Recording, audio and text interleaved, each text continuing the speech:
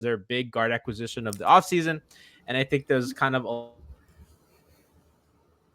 lot to get into. Frankie, I'll let you pick. Where do you want to start? What guard do you want to do first? And then we'll kind of go around the roster from there. Why not, G? We'll start it off with your best friend, your favorite, Tyler Herro. Oh, wow. Yes, Frankie. Fantastic. Motherfucker threw me for a loop. Well, Yeah, Me too. That's actually I actually think that's a really interesting place to start, because for me, Tyler is like, he can either, I think a lot of their potential this season is going to depend on him, right? So let's talk about him on offense and kind of his role and stuff. So Siobhan, I think he's going to be for sure a backup, right? And he's just going to eat those backup minutes, especially once Victor Oladipo's healthy in the lineup. I don't really see him closing too much.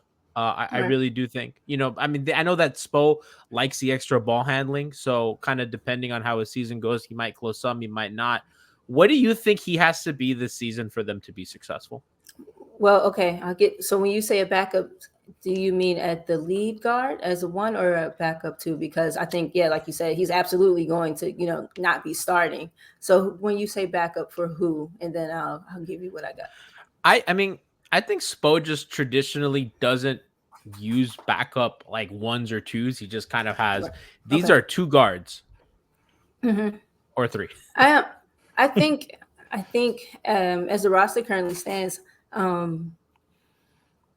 don't know. He's probably so uniquely positioned that they actually kind of need a little bit of both things for him, which is for me not the better of the outcomes, right? For me personally, I think that he serves them best when he's able to just score, when he's not having to be counted on to set tables, to navigate pick and rolls, to make good decisions, to make quick reads and solid passes and on point decisions. So we saw that last season when Spo put him on the, separated he and Duncan, and then brought him, off the bench with Goran or whichever backup point guard was available at the time. And so I think that is kind of the role I would like to see him or see them try to, use him at. But as stands right now, you still don't really have a backup, traditional play setter, but you have a Jimmy and a Bam, those are other episodes. So I think I'd like to see Tyler, be able to just play pressure free and just flow and just be able to score the ball. They need a spacer, right? So like they're a little light on shooting. I think that they went in right on kind of the top of their roster, and like some of like Morris is not really like a shooter, so those other like periphery pieces are not like knockdown guys. That's why I think keeping Duncan was so important. So if Tyler has another like subpar shooting season, for me, it makes it difficult for them to survive on offense, because if you ask me what is going to determine whether the Heat are contenders or not, it's going to be how good their offense is, because last season they had a top 10 defense without any point of attack defense. Now they added one of the best in the league in Kyle, which we'll get to later, and they kind of got rid of the two biggest problems. I think Dragic and Nunn. Tyler is the other of that trio, but he'll be a backup and he'll be surrounded by better defenders. So if their offense is going to be great, their shooting has to be really good, and he's a part of that. And I think if he's more of a shooter and less of a get to my spot kind of guy, I think that they'll be better for that. I don't know if that's selling him short or not, but that's kind of how I feel.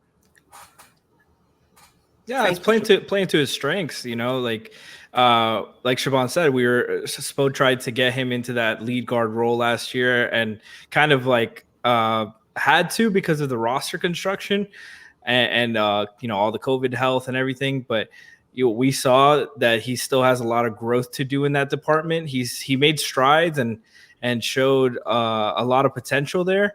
But we saw for the most part that it's a long process, most likely, and he would need to take a lot more lumps than this team is currently willing or able to give him.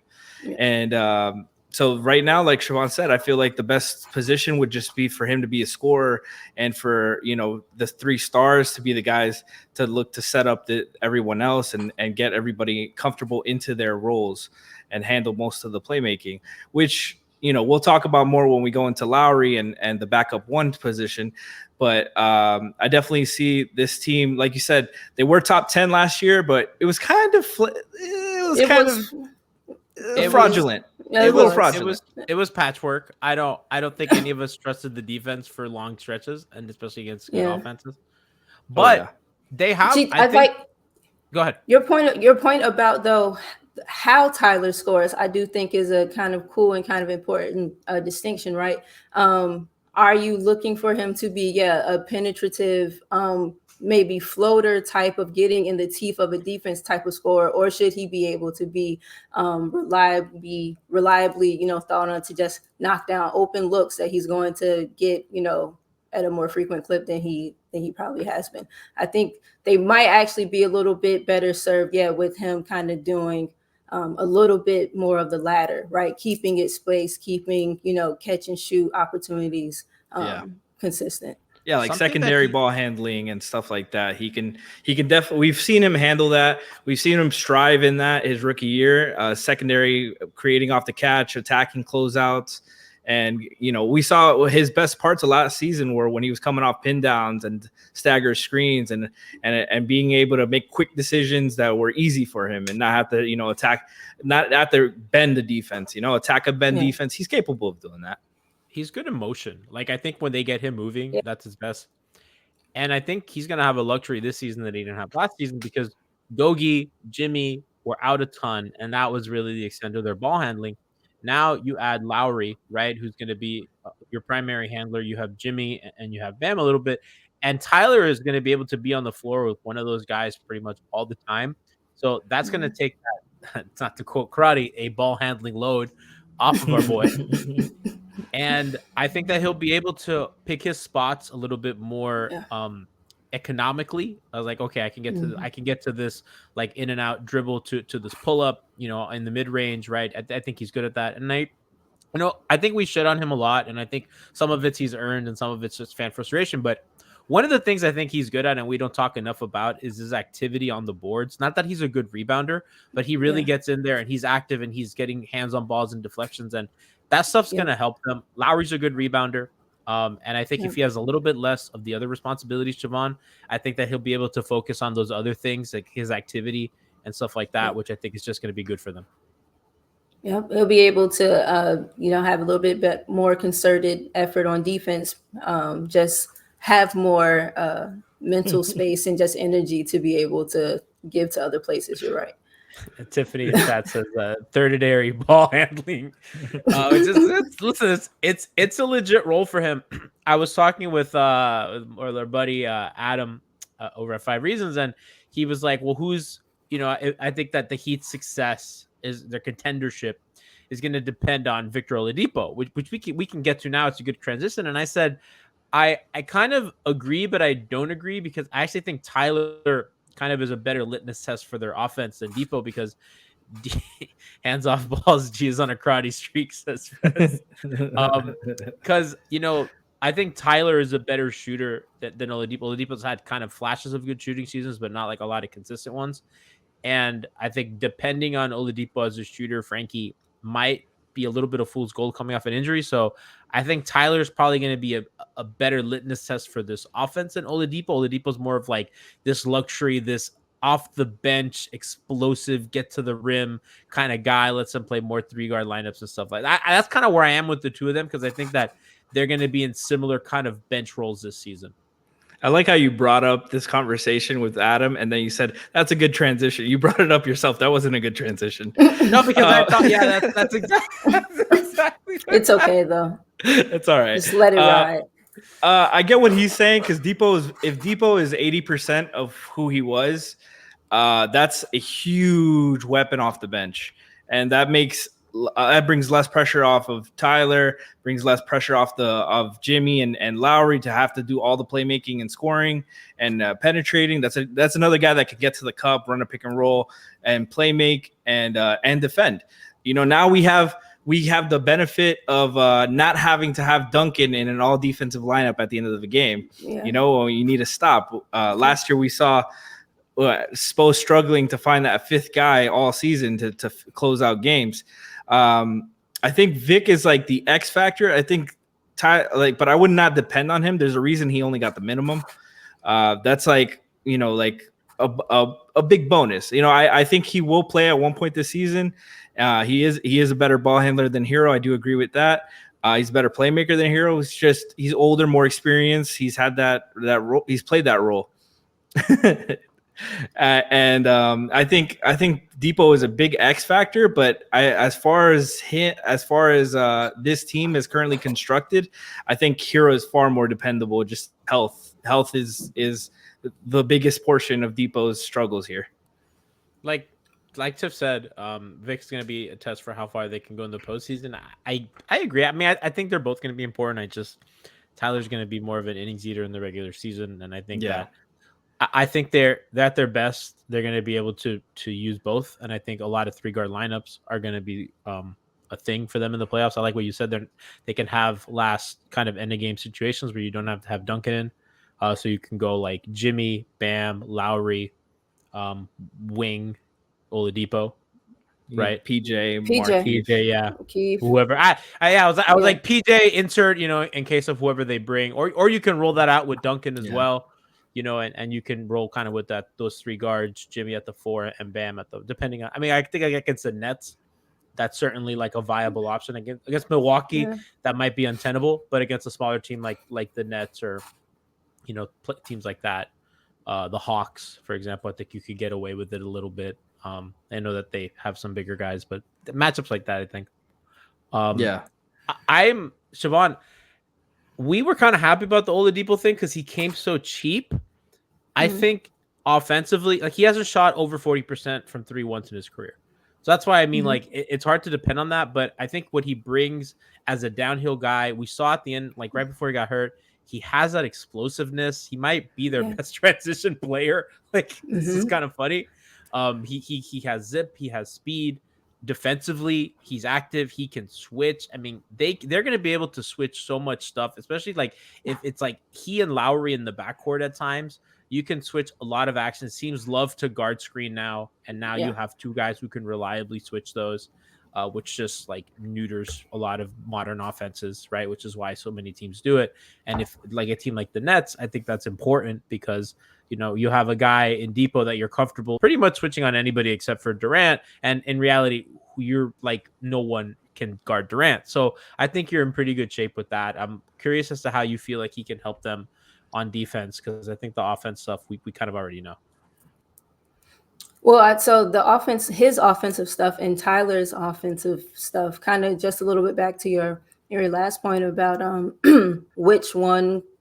I don't remember exactly how you phrased it, but I'm gonna go with like which one you should be able to count on as the more reliable scorer. Again, what type of scoring are you using? You said Tyler being able to be a litmus test for where the roster is. I think that's accurate. Going back even to the first point, right? Is if we're relying on Tyler to be that downhill that downhill backup, then maybe we're not in the spot where we kind of want it to be. But if Tyler is able, in whatever configuration he's playing with, to get those open shots, to knock them down, then we're in good shape. And then so Frankie, I think, Vic is the X factor, but really, it's just a matter of his health, right? I don't think that there's any doubt about the talent being there, the skill set being there, the desire to be in Miami and play with them and like want that thing to work. So what he lacks, I think he more than makes up for in myriad other areas.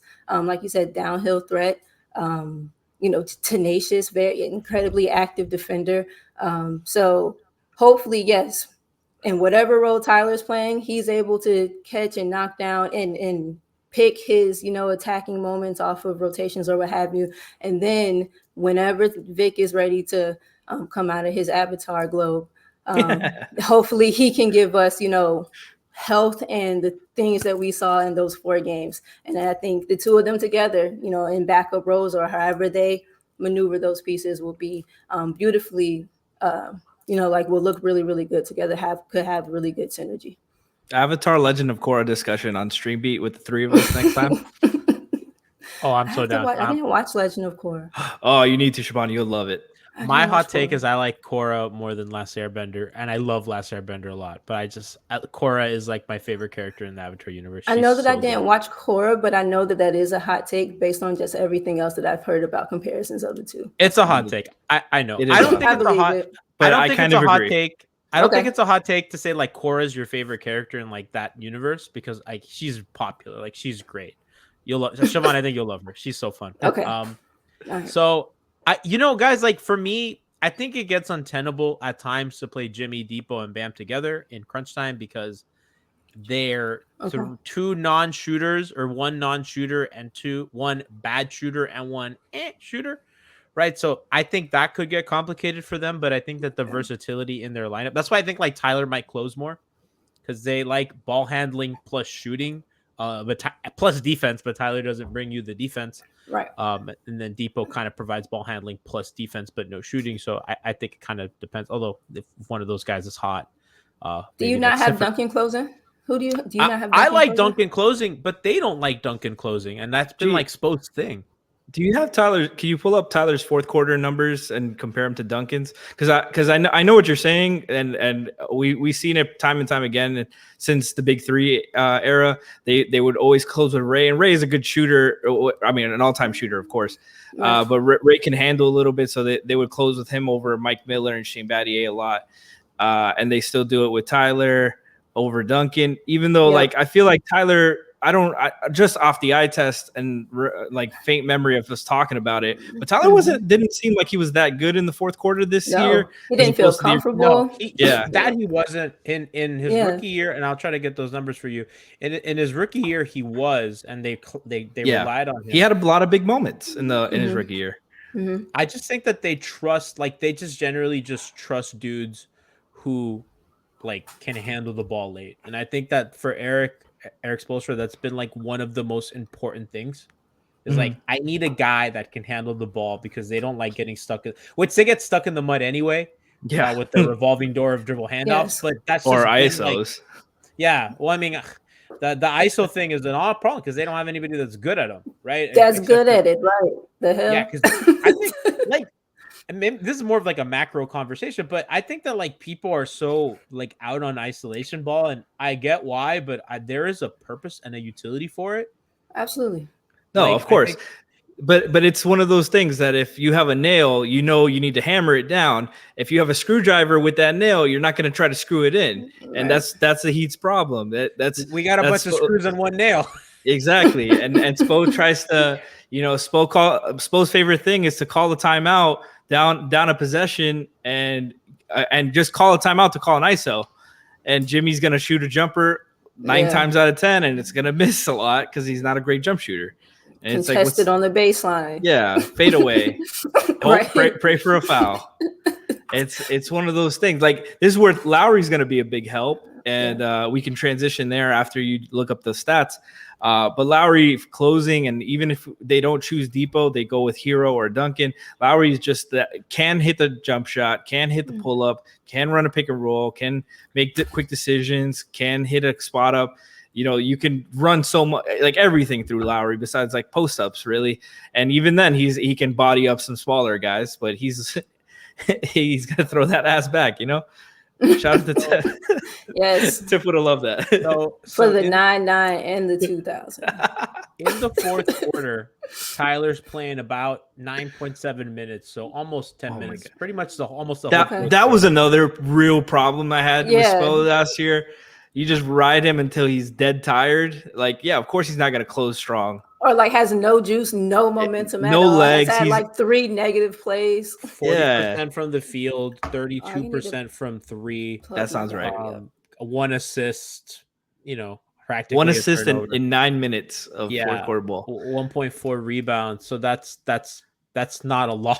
It's not great, right? That was last season, and a part of that, there was COVID and everything that happened, so it's difficult. So now if we look at Duncan's, he didn't get as much playing time in the fourth quarter, which it's more of like an Eric Spoelstra thing than an anybody thing. So Duncan in the fourth quarter played about almost 8 minutes, so about 7.9 minutes, so almost 2 minutes fewer. 35% from 3, 40% from the field.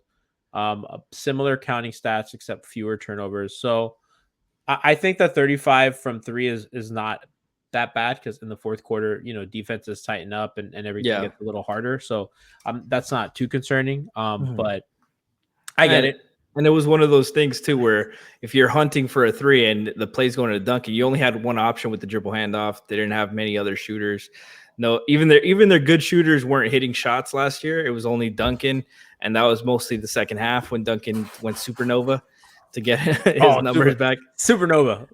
Oh man, but yeah, and that's on a down year for him, right? So like those numbers, which are like possible, it's kind of a down year. Now I don't look as Duncan as a guard.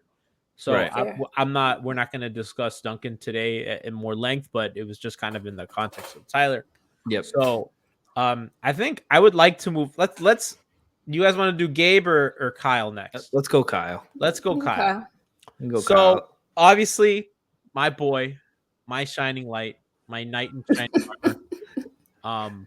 Take me out, Brass. The fattest ass in Miami-Dade County. The king himself, Kyle Lowry. I'm so like. I want to talk about, he's going to help their pick and roll game so much. And I think in the sense of they're just going to run more of it. Yeah. I think last year their diet of that wasn't as high as I would have liked, but I understand that when you have a lack of ball handlers, you run more handoffs because you get guys who can't dribble, moving with the ball. So that's kind of the vision behind Spo. And I think a lot of good teams like the Spurs run a shit ton of handoffs and they have a bunch of guys that could dribble. Yeah. But I do think that kind of more steady high pick and roll, when you simplify the reads, and I think that's going to help these younger dudes as well. It's going to help Tyler. That would have really helped Precious too. He's unfortunately he's not here, but like you have these easy reads. Like we're doing a high screen and roll, that that low man is tagging in, right? So you kind of have when that guy comes, that the help comes from here. That's a built-in dump pass, whatever, this guy's going to move. The offense is easier. Miami runs there's a lot of shit going on. There's a handoff and then there's a down screen and then there's a cutter going, Duncan's moving, and there's a lot of shit, right? Hockey assist, right? Huh?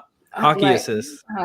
Yeah, hockey assist, exactly. Yeah. A bunch of those. If you want stay past stream and I'll explain what that is. So I think Kyle simplifies their offense a little bit because they'll still do all their other shit, but I think late game especially, their clutch stats were awful last season, and they're in late game. Kyle's going to help them. Really good pick and roll player, 80th percentile. Read Nekias Duncan's piece, dropped on Basketball News today. That's family over there. Go check that out. He wrote a great piece, kind of detailing Kyle on offense. Is a good shooter off. Now he's not like an elite shooter. Like he's not like a CP3 level shooter or some shit, but he's a good shooter, and he's a good shooter in motion, and he's a good spot up shooter, right? And I think that for Miami, you want guys that can move and shoot, and you want the variance, Siobhan, when they're doing a dribble handoff, which is going to be their favorite play. And when he's coming off that bam handoff, and if you're in drop, you're like, I either have to play the roll plus Kyle penetrating, or I got to play that trigger. And I think they're just going to opt to play the roll and the drive, and he's going to have a lot of triggering, which is going to be good for them. I mean, especially if he can hit. If he can't hit, that's going to be a problem. But, he's a historically good to great shooter, more on the good side, to be fair to him, to be honest, right? I should say rather. So that's kind of like where I see him on offense. Yeah, I like it. Like I said, Miami's offense is a lot, right? They have a lot going on, but the complexity of their offense is a function of them not having an ISO player, not having a downhill. I can take this and create my own type of gravity straight down the gut of the defense. And I think what you were saying about just variance in options coming off of the handoffs, coming off of staggers and things like that, I think will be refreshing, right? Like you said, he can come off of that handoff at the top. I was watching some stuff with him today. I think they were playing Milwaukee, and they use Pascal in a lot of similar ways that we kind of use Bam. He brought it up, triggered right into the handoff, and the big was playing drop, and then he stunted up late. Just quick read, good ball handling. Kyle gave him, a hezzy, got him up and was able to kick out. He could have floated. He could have done, a few different things. And so I think the package of high IQ, good ball handling, good decision making, just invigorate their pick and roll. I think absolutely, and hopefully, and like you said, like being able to start on one side of the floor, read the jump in the defense, reverse, and still maintain a steady dribble, get back to So I think they just have a bit more shot creation and a bit more options. I like so we kind of did this when the Heat got Kyle, but kind of this is a look if you're watching on stream of kind of where Kyle ranks with Goran, because obviously Goran leaving is not just they didn't just lose a nothing player. They lost a guy who like legitimately contributed on a nightly basis. And you can kind of see like how Kyle is in pick and roll, how Goran is in pick. Kyle's, a 0.87 points per possession player in pick and roll, 80th percentile. It's not as high as you'd like, but it's still really good for the league. Good spot up shooter, good on handoffs. 1.44 points per possession is like an elite handoff number. That's almost 1.5 points every time they run a handoff, which is going to be Miami's favorite play. And to your point, and I love how my camera, every time I talk about Kyle, my camera boots me off. Yeah, it's insane. Got to get that USB camera fund. In isolation, he's almost at a point per possession, which is it's really good. And that they don't have that kind of variance to their shot diet, which I think is important, as we talked about. As a passer, Bam finally has a dude who can hit him in the pocket, which is just like, and I think Duncan got better at that. And obviously Jimmy can hit him. Goran, just not that kind of passer for more complex reads and pick and roll. He could do it, right? And a lot of it was over the top of the defense in that Boston series. If you remember, Bam was just like punishing those dudes, right? And he was a good lob thrower. But Kyle is just better, has more in the bag as a passer, is more patient than Goran as well. He's really good at holding the dribble, waiting, seeing where the help is coming from, baiting help. And I think that's good because he's such a threat from everywhere on the floor. Go ahead. Oh no, I would say, I was agreeing with you. Yeah, like he's such a threat from everywhere because he has a floater and a mid game, and he's a good 3-point shooter, and he can finish, and he's very strong and physical, and like that's punishing. He's a threat everywhere. So when he turns that corner on the pick and roll, and he has the big rolling, he has so many choices, and he can sometimes the choice is just to take an extra dribble and wait, and that's going to send help from somewhere. Yep. And he's going to be able to make that read. And in Toronto, he really hasn't played with a good rolling big, right? Like Ibaka toward the end of his career, not really that. Pascal is a roller, but not like how Bam is a roller, right? So like he hasn't really had that since the Raptors have been good. So that's like kind of exciting to see him. We talk about Bam with Lowry. Now we talk about Lowry with Bam. That's like huge for him. So the thing you mentioned about the shot diet and the offense, I think what Lowry brings is going, obviously best case, he's healthy, everything gels right away. But I think what he can bring is the kind of dynamic offensive weapon that Bubble Goran was, and not necessarily in the same way as Goran has always been much more scorer than point guard, more combo guard than lead point guard. Mm-hmm. And Kyle can get buckets. Kyle had 17 last year, and that was a down year. He's had 20, average 20 a game before. But Kyle is much more playmaker than Goran, like you said. So, you have the dribble handoffs, and we saw how much it opened up for the rest of the offense when you can run pick and rolls, when you can do DHOs on the weak side. It's not your only action. It's not your final action, and you're not running 10, 12 seconds of your shot clock trying to get a DHO for Duncan. You can flip the ball over there, run a pick and pop with PJ, and Kyle can get you downhill. Kyle can make those advanced reads like you mentioned. Goran is a very safe passer. He's not gonna. Yes. He's not trying to skip past it, throwing in traffic. Yeah, he's very Chad Pennington. If you want to throw football terms there, no, he's not gonna get you many turnovers, but he's also not gonna get you many high risk, high reward throws as well. And that was a problem. It was very hard. Like when he's coming off a screen, he's looking for his shot first. And then if they take that away, then he's throwing the lob or throwing the extra pass. Lowry is going to take whatever the defense gives you. If the shot's there, he's taking the shot. If the skip pass is there, he's taking the skip pass. If the lob's there, that's what he's doing. And you have, for the first time since I would say justice, but really since Wade was there, Bam has a dynamic pick and roll threat who knows when to score as well, and can make that playmaking lifestyle easy for him. That's when Bam was highly efficient, just dunking on everybody. I mean, he was highly efficient last year, but completely different game he had.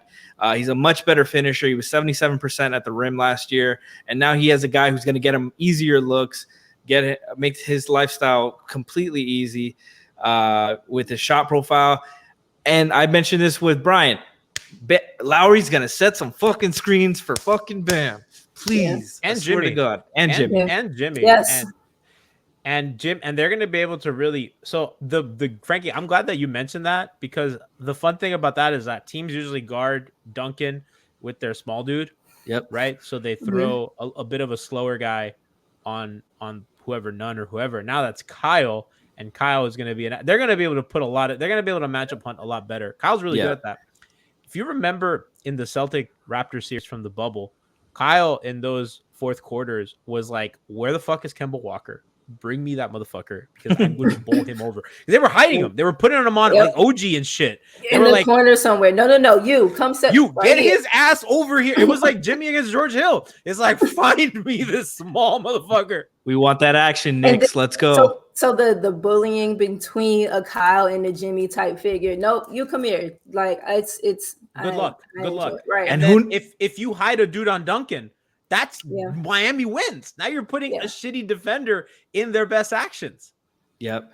And who better for Bam to learn how to bully ball than Jimmy and Lowry? Or Lowry is all about making his teammates better, all about getting his guys into spots. Yes, exactly, Fez. If I don't see Duncan and Lowry setting screens for Bam at least once a quarter, I'm gonna be on Spo's ass. I'm gonna be on Spo's ass. Hold him accountable. Minimum 1 guard screen per quarter, or we riot. Absolutely. Duncan screening for Bam was like 2 points per possession, and we ran that once a month. And now you got him and Lowry, and if we don't run guard screens, I'm gonna be pissed.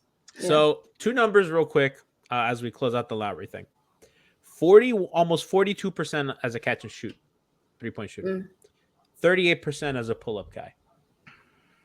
Those are 2 areas where they lacked intensely. And if you can put Kyle as a catch and shoot guy in a corner off of Jimmy Butler penetration, you make Jimmy's life so much. Siobhan, he is bruised. Give that man a break. There's 10 guys in the paint ready to hit him. My man is tired. My man's getting old.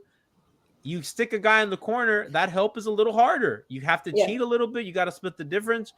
The contact's not as hard. Even if he still gets contact, a little push is different than, arms coming down on your arms. I know you know all too well. So that's huge for me. How he can help Jimmy off ball. Yeah, he really, really does. If able to live up and be as advertised, he really, really does. So many different things for the ease and kind of the flow of their offense. Excuse me. So often last season we saw them get bogged down and just have nothing. And so if you're able to get him off the ball. Don't forget about the soft patch at the free throw line. Yep, it was always there last season. Thank you. That's my dog. Shout out, Tiff. It is there. And we either didn't have anyone that was capable of like getting there, being confident, taking the shot, or just couldn't get there for whatever reason, flat out. And so now you have Jimmy coming off and can get there. You're drawing that big, you're getting that dump. There are so many, all of the simple reads that you're taught become much easier to try to make and diagnose, because you have someone that people have to respect from a catch and shoot perspective. You have Jimmy on the ball and you somehow manage to get Kyle off, and you have Kyle and Duncan opposite corners, Bam short corner. You have so many more things that you can do. And then again, whatever Tyler fills out to be, so I fully agree with what you're talking about. Let's talk a little bit about, let's be realistic, right? Because we're talking about the upside of Kyle Lowry. Let's be realistic, right? No player is perfect, right? Not even LeBron has warts, right? Nobody's perfect. So I do think that if we're gonna have a fair discussion about, and I got I love my guy, but let's be fair. Well, we can be fair. He can be trigger happy, and sometimes that costs you. I think he suffers from too early in the shot clock type shit, which I think is fine. At times, I think other times, you don't go for the home run, my guy. So I think that's something that will frustrate Heat fans at times. Motherfucker. What, me? Yeah, you hype this guy up. He's a Raptor. I am. He is a god. Now he's on the Heat, and you tell us he has warts? No, he's a really good defender. I mean, somebody asked me, well, what are his weaknesses? Right? I was having an argument in a group chat, and I'm saying everything he can do. What are his weaknesses? And I was like, that's the thing about Kyle. He really doesn't have a weakness. He's just not like, if like you're like you're building a character in like an RPG, and you're just like investing like points into stats. Like he's not gonna have any stat maxed out, but he's gonna be like everything's gonna be like at a B or higher, right? Like he has like a lot of B and B plus skills. Gotcha. And he's so not like in 2K. Yeah, like in 2K. I don't play 2K, so I don't really know how that works. You went RPG. Yeah, I went what I know, man. I went what I know.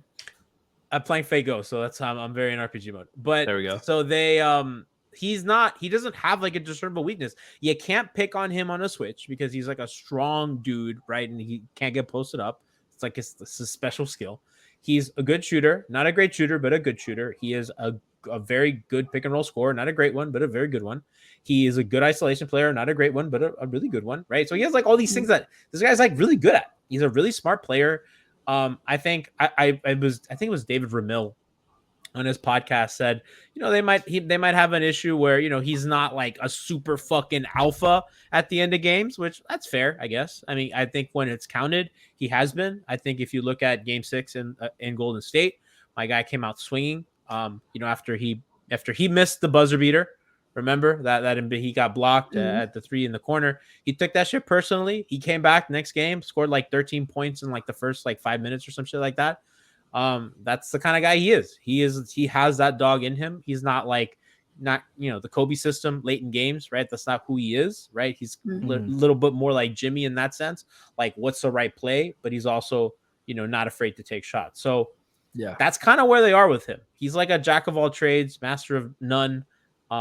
He is an amplifier of talent, like Draymond Green, I think, except he's just has no weaknesses like Draymond. Obviously, the shooting is a big thing, and the Draymond thing at times. I mean, you saw in the Olympics, that guy's open on a roll. It's like, nope. Kyle's not like that, so that's good. But it's just exciting that they finally got a guy that's gonna. I mean, he could this is gonna sound crazy, but like he can legit finish, depending on how long he stays here and what they do. He could finish as the most successful Heat point guard ever, which is like crazy to say. Right? You think he's gonna win more championships than Mario Chalmers? Oh, of course not. I forgot about Chalmers. I mean, Chalmers is Chalmers is positionless. You know what I mean? Yeah. Chalmers really transcends positions. But like I don't think it's crazy that if when it's all said and done, like he could be like the best point guard in Heat history, right? I think right now it's like Timmy or Dragic, kind of depending on who you ask. But I think Kyle is, obviously better than Dragic, and I think that he has a Hall of Fame resume like Tim Hardaway. So it's going to be interesting to kind of see how that plays out. It's always fun to talk about Kyle. Let's one last sentiment on Kyle before we switch over. But one thing I'm really excited about him is in transition.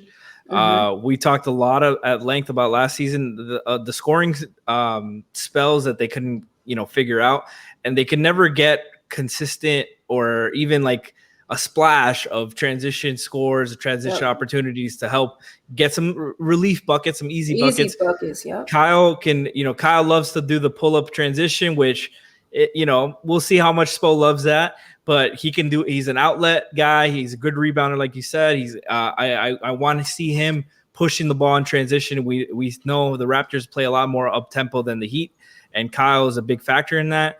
And I want to see Kyle. I want to see Jimmy. I want to see Bam. I want to see all these guys looking for hit aheads, looking to run, get easy buckets on transition. We didn't get much more athletic. We got old. But I think we have a lot of smart players who know when to run and know when to pick their spots. And I feel like we need to do a lot more of that this season. I'm interested in your thoughts, Siobhan, because I know we've discussed this at length about their transition woes. Yeah, just please be exciting this year. Exactly. Yes. We'll have like either if we don't get the transition opportunity period, the ones that we do get will pull back out. I still get so pissed when Bam just walks up and has like an 18-foot radius of just nothingness, and just we automatically are looking for the DHO. So you're absolutely right. And then that stuff that wears on you. We had COVID, we have injuries, we're getting older. You want relief and ease and kind of, less of a workload where you're able to, and create some excitement, create some, some energy, some momentum. Yeah. Get a more lively kind of spirit about, your offense. And one more thing about Kyle G, to your point, last year, I know on the locker rooms a lot, we had this conversation about like Miami not really having one guy who was good at everything, right?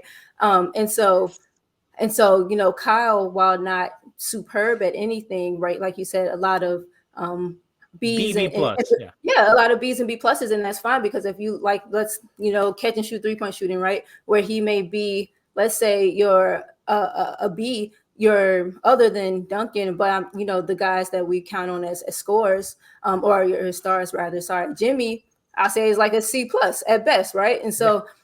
So you now have someone who, while just in a smaller package, he's stocky. Yes, his height is a thing for me, but that's just a personal bias that, and it's valid. It's like a valid, yeah. So, but yeah, he is capable at doing, kind of all of the things of a complete player. So I will say this about the size, because I'm glad that you brought that up, because it is, this is basketball. It's always right? a thing for sports. Tall people are, and doesn't matter, even if it's fucking tennis, tall people are always good at sports. It's like it helps. He rebounds really well and can guard up, and I don't know how he does it. It's the physicality, it's the strength, but that is something that he has been able to mask, like largely, which is just like that's. I mean, you can't ask for more, right? Like he's not. He can guard up. I mean, he guards Jimmy, right? Like when the Raptors play the Heat, he is guarding Jimmy Butler. I will say this though, inside. That's what he does. I'm sorry to cut you off, G, but he's just like, he's so tenacious defensively that he just hounds you head to head, and you can't dribble against him, and so your only thing is a shot. And he's like very good at being in your face, fouling, crowding. Yep. Yeah. If they play, so Miami's gonna have like a lot of. But before I get to that, like Frankie, he's not like I kind of disagree with you. He's not like a super pace pusher.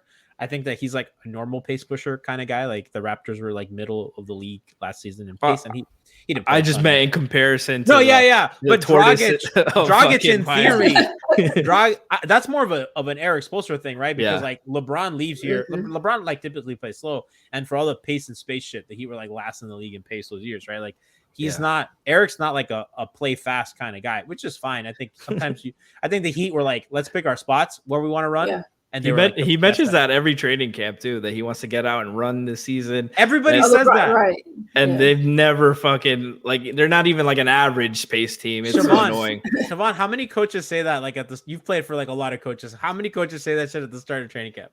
Yeah, because they do, because it sounds nice. Like that is the way to juice the whole thing, but it's not. We're gonna score. Yeah, we're gonna lock down. We're gonna get the flashes. We're gonna do all these things, and it's far easier, said than done. Right, especially.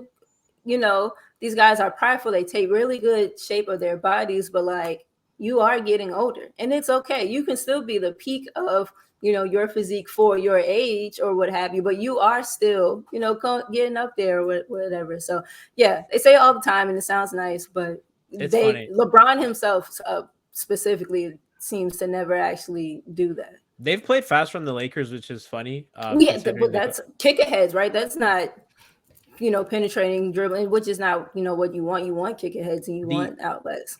They also like have such little shooting that the only way that their offense was functional was we have to run, right? Because if we don't run, then we're just locked in the half court, which is in the year that they won, their transition attack was monstrous. And in the playoffs, they cobbled together enough of a half court offense that they dominated. So, and that's, I think, a lot of what they're going to lean into this year with Westbrook. So, the other two quick things. I keep saying one more quick thing on Kyle, but I I think that they're gonna get into sets a little quicker. Not that he's a pace pusher, but just like it's not. Yeah, Frankie, you're saying that because we've talked about that shit all the time. I'm fucking tired of like screaming. You're gonna get an 8-second violation if you don't fucking cross half court right now. That's Bam holding it with 7.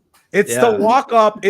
Now Kyle's a walker, but Kyle's like a power walker up, right? Like those other dudes are like, This has been a problem with the Heat since Dwayne Wade fucking got drafted, though. This is a culture thing. This is a culture problem.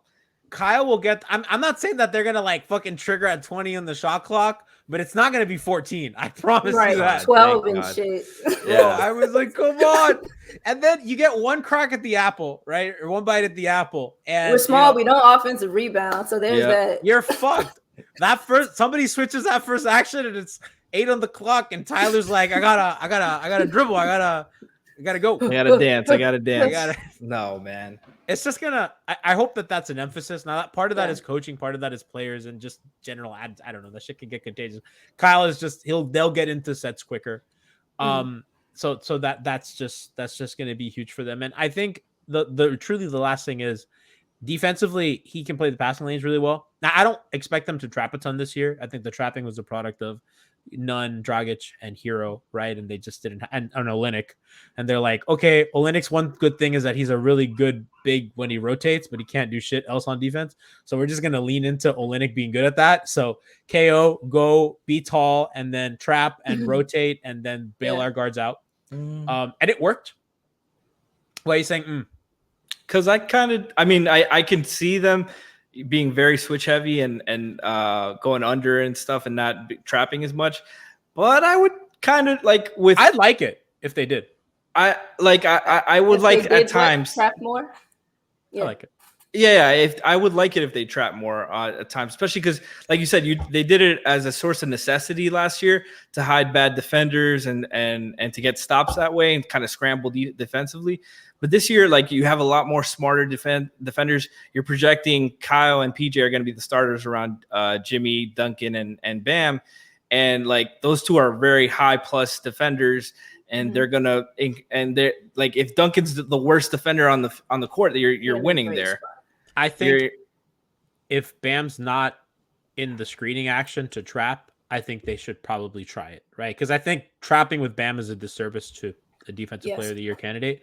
But if Bam's on the back line, right? So if they're doing like a 4-1 pick and roll or a 4-3 pick or whatever, right? If Bam is not being screened or in that action and he's in the back line, I would like the trap, right? And Kyle can play that passing lane really well if Kyle's not in the trap as well. So like if it's Duncan and Jimmy, right? And Jimmy's a guy that I like in a trap because he's just scary. Like, you know what I mean? And he gets deflections and he'll make that pass hard. And if Kyle's playing that passing lane and he has that opportunity to gamble, and even when you gamble, at least I have that guy behind me, and it's not ideal, right? But I do think that they can do some of that and juice their transition game a little bit because they were really bad in transition last year. Yeah. So it's going to be fun. They have a lot of ways that they're going to play defense. And that's, to me, what made the Raptors so successful in their Nick Nurse period was they had so much versatility on that end. And I think Miami can replicate that now. Obviously Van Vliet and Anunoby and Siakam and Kawhi and Ibaka, that is like a fucking behemoth of a defensive unit. But Miami can put together Butler, Lowry, Oladipo, Bam, and that is a fucking death ray of defense too, right? Like those guys are like all amazing in their own right. So they can do some really fun stuff. Like in terms of their defense. Why are we talking about Martinelli's in chat? Oh, they said Duncan has long arms. He better learn to swing those things. So yeah, I mean, he's gotten better at swinging them. If Duncan improves on defense, but we'll talk about that when we get to wings. That leaves us with your boy, Siobhan, our last guy on the list. Frankie, what were you going to say before we turn? Sorry. Are we counting Jimmy as a guard or a wing? Because you said Duncan's a wing. I count Jimmy as a wing. Yeah. Got you. Okay, yeah, Jimmy, Struce, those are wings. Got you. Go ahead. So Gabe is really the last guy.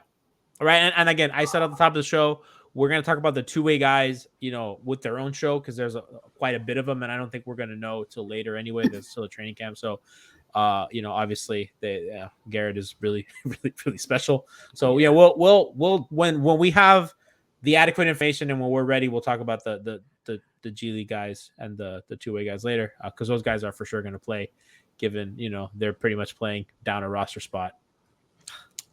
Shout out to UD. I love him. Stay forever. So Gabe Vincent. Yeah. Gabe Vincent, that's your boy. He got a real deal. Not two-way shit. They gave him a real NBA contract. I think he's earned it. I think in a season where it was Murphy's Law that everything that went wrong could go wrong. My guy was a marquee player. Shout out to Moose. They put his ass on the brochures and shit because everybody was hurt. And Siobhan, I think he played well to earn that contract. I am happy for him. Mm-hmm. I think that he competes at a heat level, right? And I know that sounds like propaganda, but that shit matters to them, and that they care about that kind of environment. I think he has improved in the summer. You saw with Team Nigeria, the special things he was doing over there. So let's talk about your boy. I'm happy to see his role. What do you think is think it's going to be? I'm happy for him. And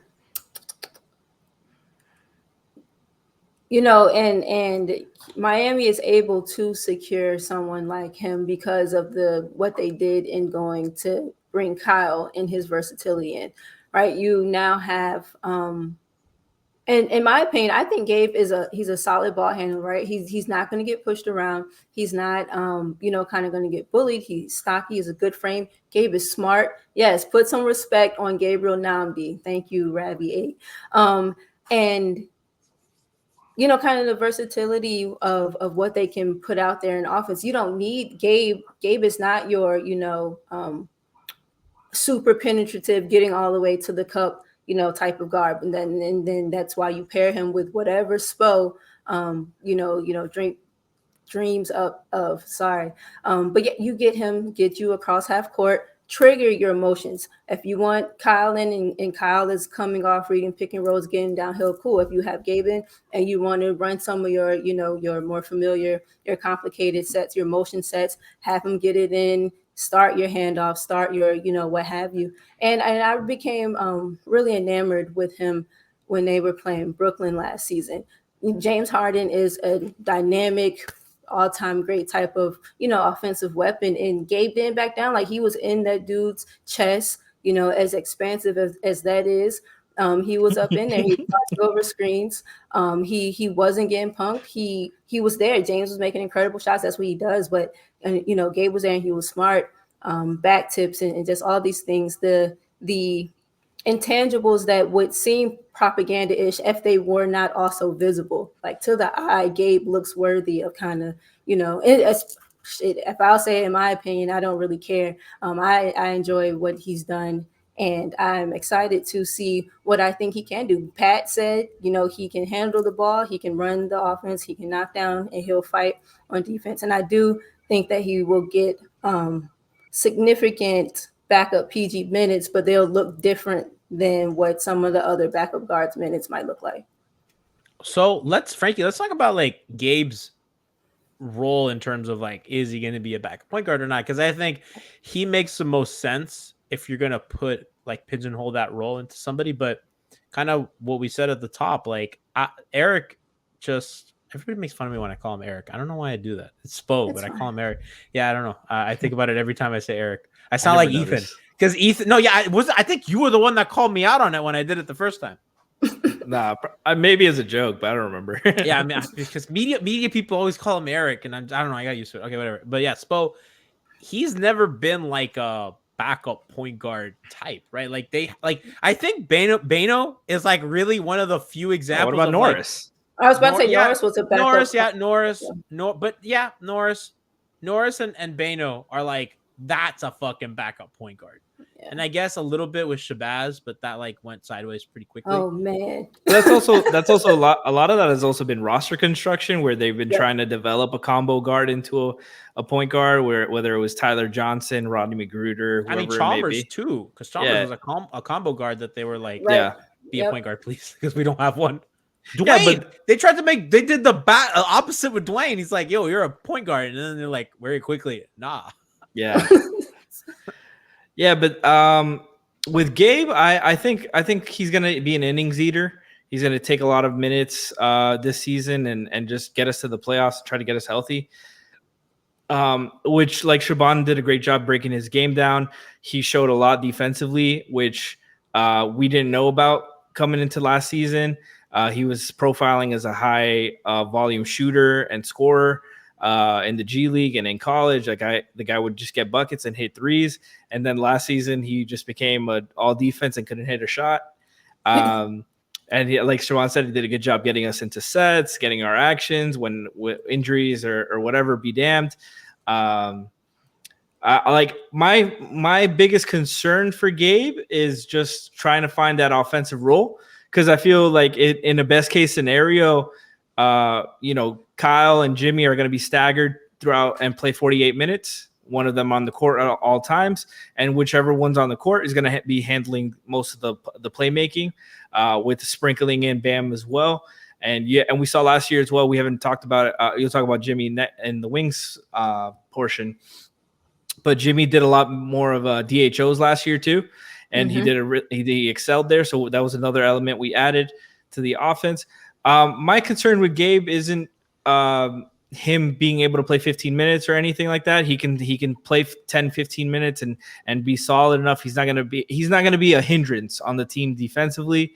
And I think if you look throughout his career, his college, his G League season, and last season is the outlier. And granted, it's in the NBA, but right. Gabe had so many easy looks, and Gabe has shot 37 and above % from three his whole career. He profiles as a better shooter than he was last year. He just needs to be okay. Huh? Yeah, and that's all he does. And he doesn't get difficult looks. He just has to hit open shots. That's all we need him to do. We don't need him to run the offense. Jimmy, Kyle, and Bam will do that. Just bring the ball up sometimes. Guard point of attack, so when Kyle's not in, and we'll be fine. We'll be completely fine with him. If he takes a leap and is a solid two-way guy, that's a huge win for Miami's development. You were saying, go ahead, Siobhan. One time, G. You were saying, Frankie, a lot of that was them trying to develop these two-way type of offensive players, right? But you had guys that they maybe looked like they forecasted to be a bit more loose and spry and a bit more active and dynamic as scorers. Gabe clearly is not that type of scorer, so he'll be able to. I at least hope or think he'll be able to, focus on the point guard areas of the game. Kyle will be great for him mentorship wise, helping him read, helping him, understand, the next plays and things. So like G said, he has to be okay. And I think he is certainly set up to be, if not okay, then, pretty good. Mm-hmm. And he's guarding Kyle in practice every day. He's going to get better just off that. Yeah. And it's also gonna help Kyle. You know what I mean? Like, you have a dog on defense in practice. That's what I mean. Like, he's he puts in heat work. The thing that concerns me about Gabe is I think early in the season we're gonna see a lot of, Kyle plus other guy comes out and it's Gabe plus Tyler in. That's a little small for my taste in your backcourt, I think, but it's backup, so it's not. I do think that early in the season that's going to be something that I want to look at. How do those minutes look like? And I think that's something we'll monitor on the show. How are Gabe plus Tyler, minutes looking, and how much 3 guard lineups do they put out? Because realistically, your playoff rotation of guards is going to be, Kyle, right? I don't know how the Heat view Duncan, but in a starting backcourt, quote unquote, I don't look at Duncan as a guard, but it'll probably be like Kyle, Duncan as your starters, and then you're coming with Tyler and Oladipo off the bench, and I think that squeezes Gabe out of a playoff rotation, which is fine, but not, you do have a lot of guards, right? So that's going to be kind of where I see, because until Depot's healthy, I feel like Gabe's going to play a lot with Tyler, and that might not go well, and they may need to pivot and be like, okay, well, only one of these dudes can play at one time, so we could do, I think Tiff said braids and buns backcourt. You could do a lot of Kyle plus Gabe, and that puts Gabe in a more natural off-ball role, because if it's Gabe plus Tyler, then you're putting 2 guys to put on-ball reps, which is, I think, kind of counterproductive. But then that's when you go to your motion offense and not necessarily so much your pick and roll. But see, that's a lineup where if that's something that if I'm doing that, if like that's the route they're gonna go, then it's for sure Tyler, Gabe, Jimmy, Dedmon plus wing that can shoot. Yep, that's what I was gonna say. Jimmy, you put Jimmy and Dedmon to combat the size there. Dedmon or Jimmy Bam. Bigger. Or either Keith or whichever of the other. Yeah. Jimmy plus Guy.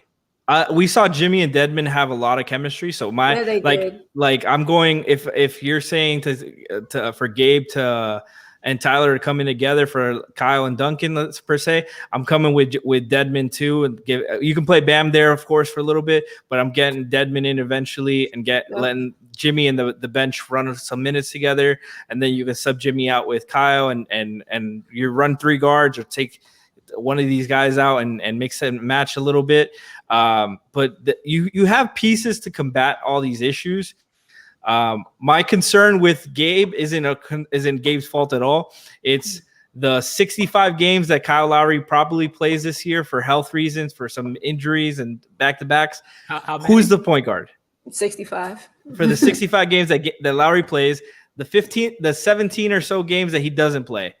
And we saw how much those injuries affected seeding and we all agreed, even though as bad and inconsistent as the team was, we agreed a couple games different, a different playoff bracket, the playoffs might go a different way. That's where Depot comes in handy. So if you miss more of those on the back end than the front end, you can reliably say, okay, well, we're just going to slot Depot into the starting guard role. Depot's so dynamic that if healthy, he's not even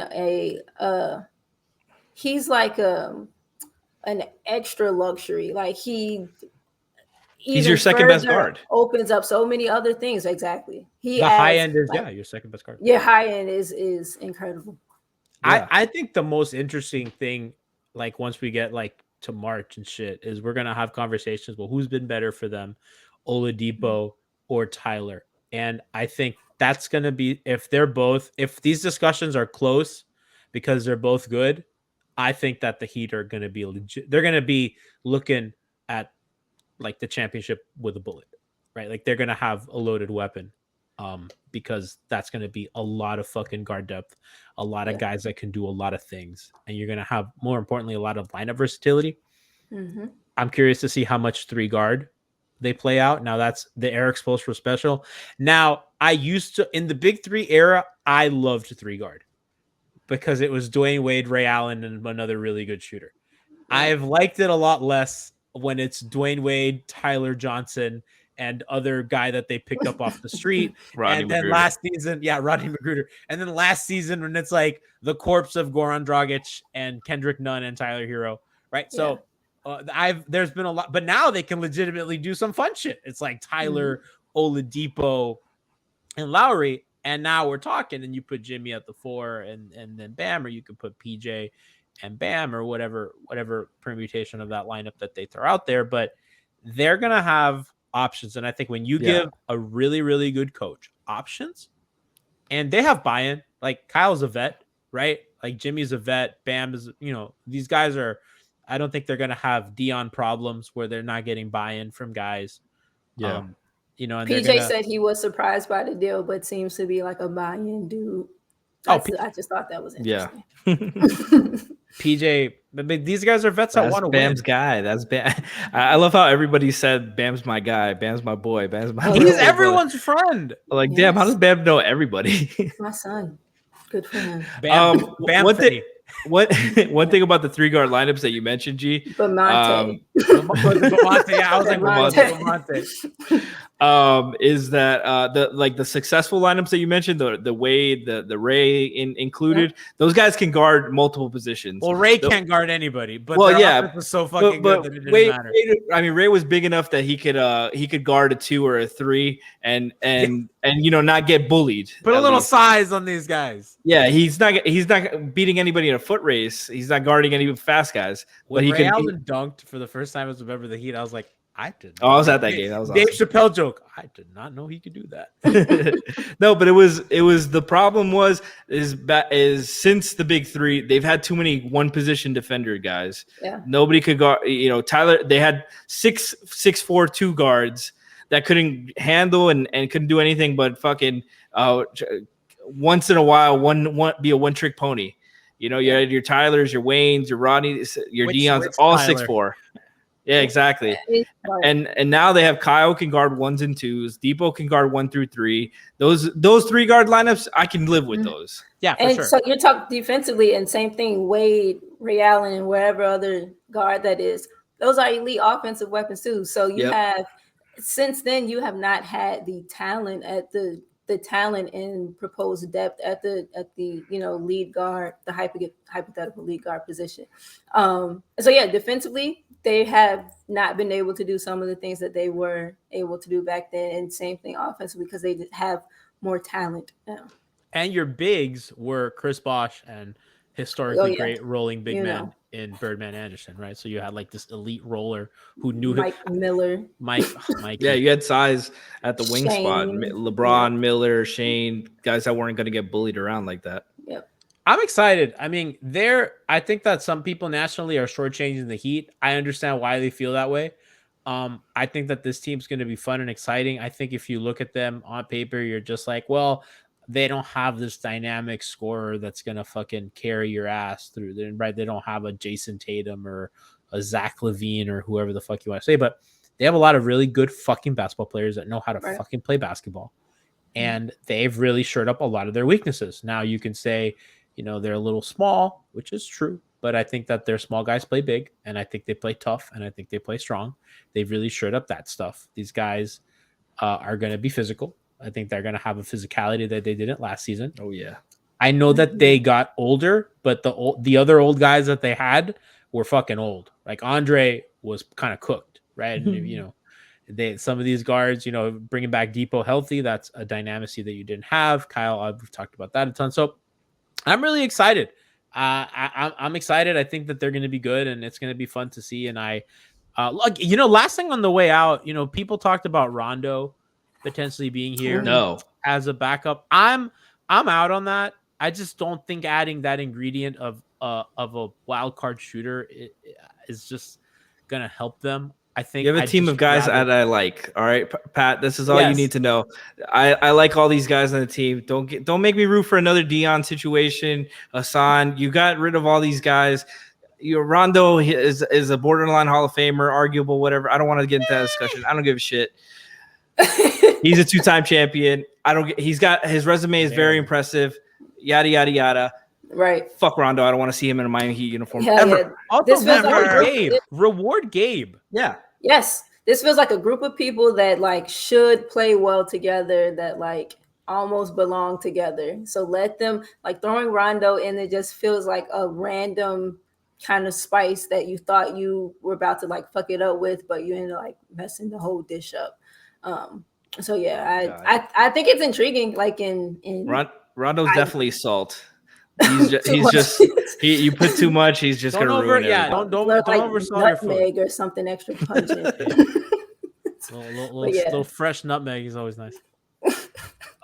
Secret ingredient. Yeah. So chats out on Rondo. Fezbutter says yuck. Ace says no Rondo. Rondo would be disrespectful to Ray for years. Yeah, that's true. Yeah, and Wade. Dude. And Dwayne, yeah. Yeah. That's true, because the Chicago shit got ugly. And Jimmy probably hates that dude. Yeah. So why are we talking about? Yeah, I don't even. It just dawned on me. I was like, Jimmy probably hates that motherfucker. As he should, King. As he should. Heat lifer for hating that dude. Tiff says raisins the potato salad. Absolutely. Just fucking it up. Yeah. So guys, stay tuned for that. Stay tuned for we're going to be doing next week a couple. We're going to be doing guards. We're going to be doing wings and bigs, so that's going to be fun. I'll try to get a fun guest on for one of those, one that y'all really like. And make sure to check out Hangover Time. We're going to go next week as well. No games, but no problem. We were coming with the entertainment. And remember our award show name TBD. I think we're internally discussing. Yeah, we've had internal discussions about the branding. You know, we're having fun here. So remember to, I think the hashtag is hashtag MHBYS, the MBs. For now, that's the hashtag to submit, you know, moments of Hangover Time that you or Heat Beat or WAP or whatever that you think are fun and funny. All right. We've already had a couple suggestions. People were making fun of my too tight jersey, my 2005 Dwayne Wade jersey. That's a good one. I forgot. Yeah, about no, that. I was Oh, shit. relentlessly making.